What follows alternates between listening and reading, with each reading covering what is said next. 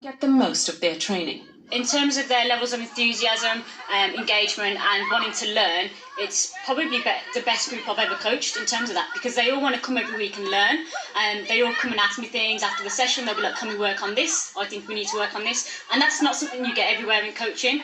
Every weekend these women have a chance to lose themselves in the beautiful game. A chance to be just footballers. Audrey Diaz, BBC Midlands Today. Yeah, good luck to the Saltley Stallions. The latest score in the rugby, by the way, Bath still 3, Gloucester 13.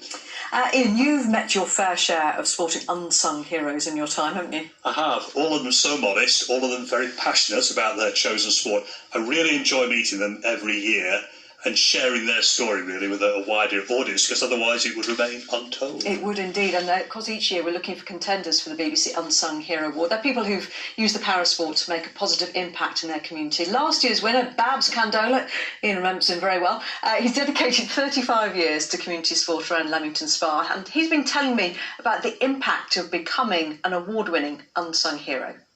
Well, the biggest thing that happened was that because we're based on the Sikh site, people thought our boxing club was just exclusively for Sikh people, and it never was.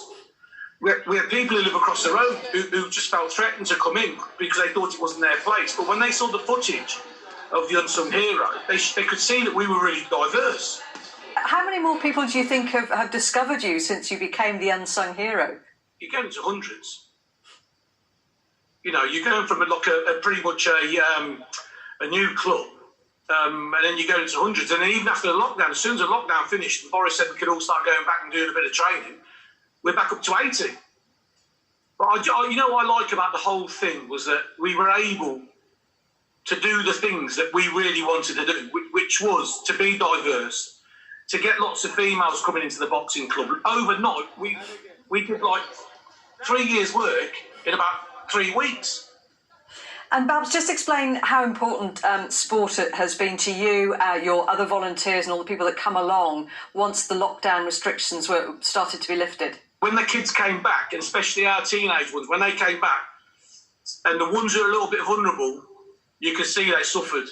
I mean, a lot, you know, with the mental health and all this sort of stuff. They suffered a lot, you know, they couldn't get out. It was just really hard for them, to be fair. But when they came back to the club, it was like, breath of fresh air for them. So, Babs, we're now looking for another unsung hero. So if I'm just going to kind of appoint you as a little bit of a judge here, what sort of qualities would you look for in a sporting unsung hero?